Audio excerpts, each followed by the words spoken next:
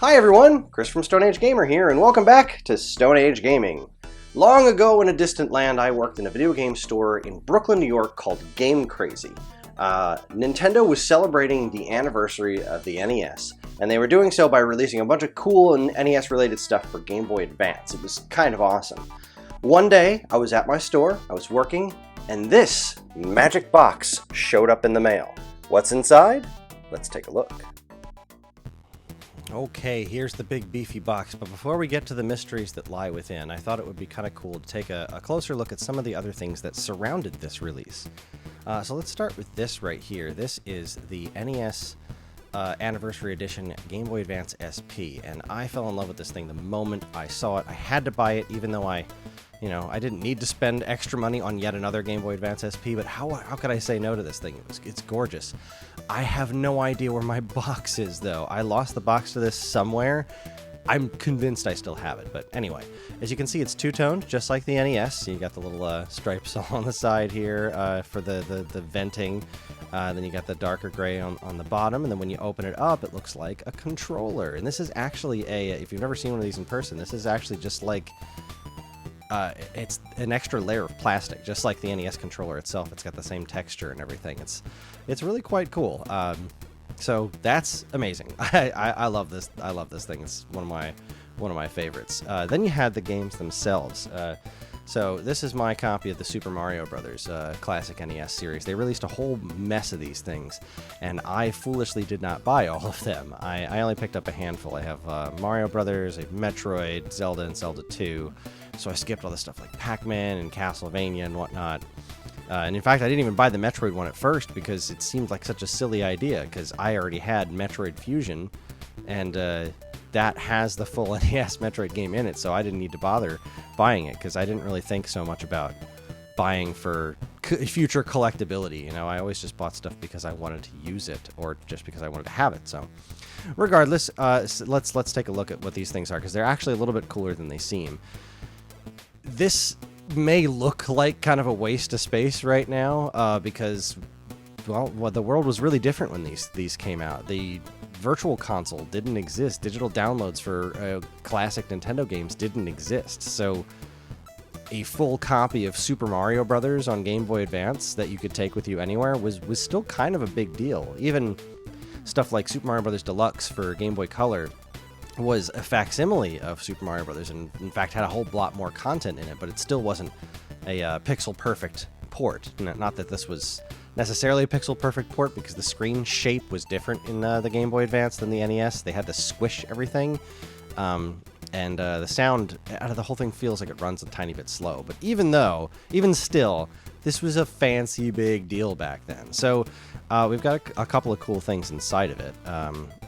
Let's see.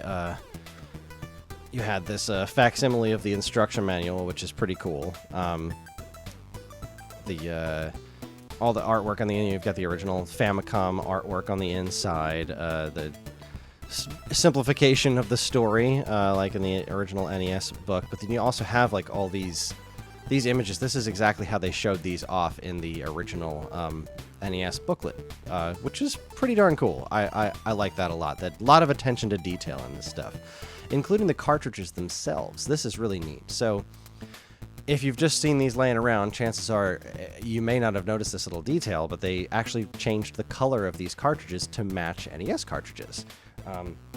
See, here's a Game Boy Advance cartridge right next to it. You can see this is a different shade of gray. It's a slightly different shade, but it's a different one nonetheless. And here's a NES copy of Super Mario Brothers to show you they matched the same gray, which is that's a pretty cool detail.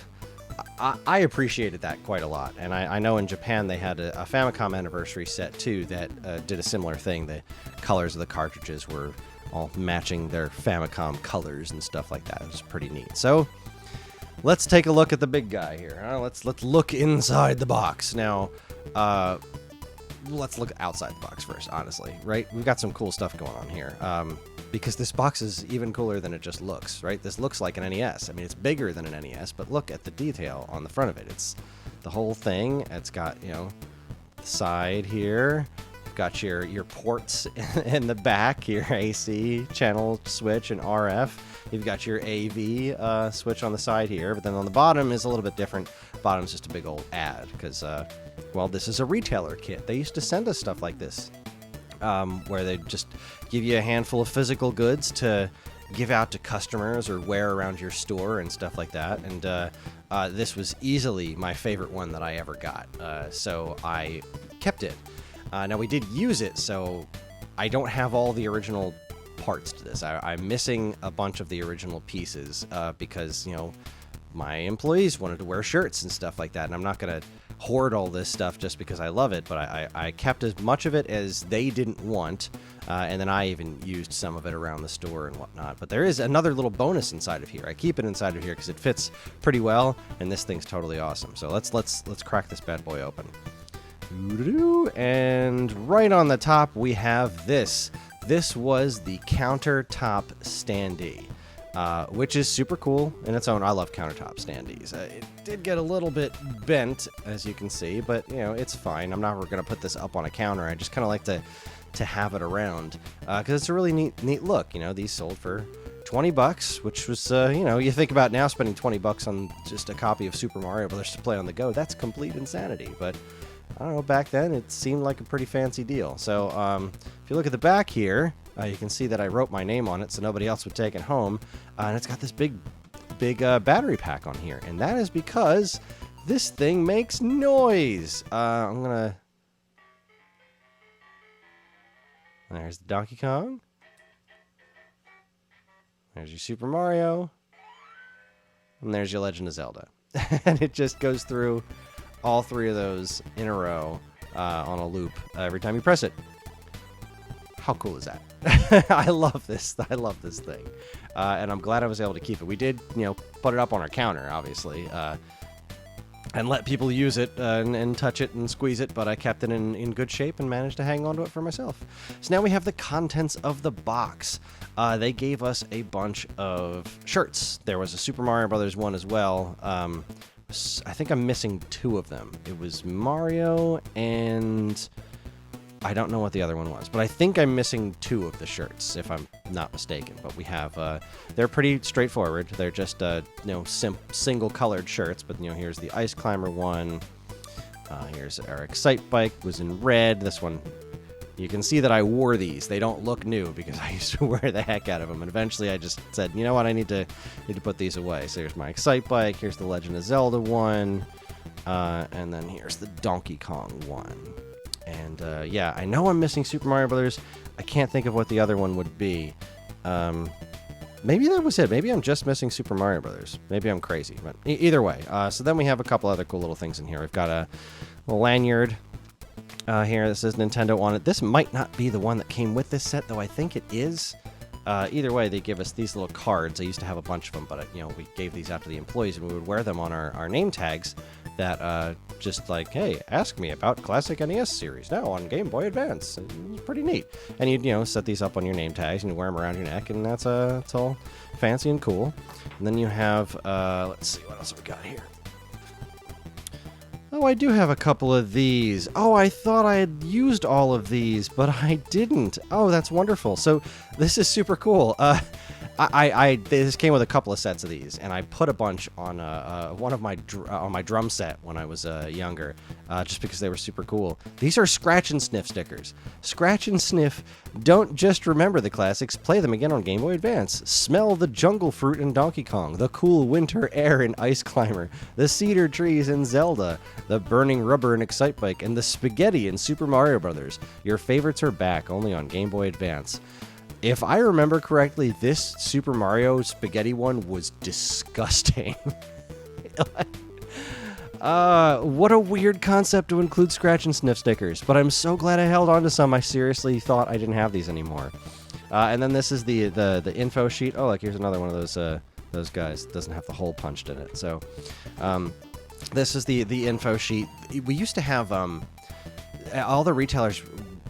not retailers. We were the retailers. Everyone gave us a binder. So, like, you would have a retail rep come into your store from Sony or from Microsoft or from Nintendo, and when they came in, you would take out your Nintendo binder, and they would sign in, and they would check all of your products and stuff, and they also had these info sheets that would go inside of those binders. Now, I kept this one because I wanted to keep the whole darn binder, but that didn't happen.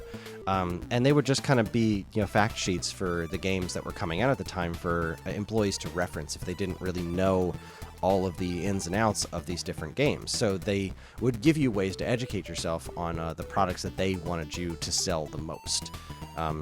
Which was pretty cool. I always just loved looking at it to see what were the factoids that they wanted us to know most, and even more than that, just what were the facts that they thought were the most important, like the stuff that they thought was the better selling points. But yeah, that's pretty much it. That is the classic NES Game Boy Advance series retail kit, which I love with all of my heart. It's easy to look back on the old days like that, brother. They really weren't all that old. I mean, I got Atari games behind me here, and we're talking Game Boy Advance, but regardless, it's easy to look back on that and think, man, those were the good old days when Nintendo would send out this cool physical stuff, and yeah, there were a lot of advantages, but, I mean, if you think about what it's like being a retro gamer now, and the kind of stuff we have access to, things have, I think it's pretty safe to say that things have gotten considerably better in the world of that kind of stuff.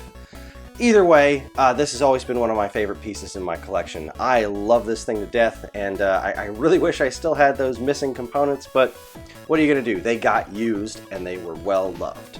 Thanks for watching, everybody. If you enjoyed what you saw here today, please comment, like, subscribe. Let me know if you ever shopped at Game Crazy in Brooklyn, New York. I'd like to say hi.